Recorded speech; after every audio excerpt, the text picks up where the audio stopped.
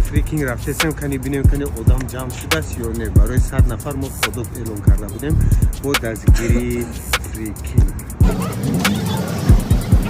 می‌دارویم دوستان عزیز.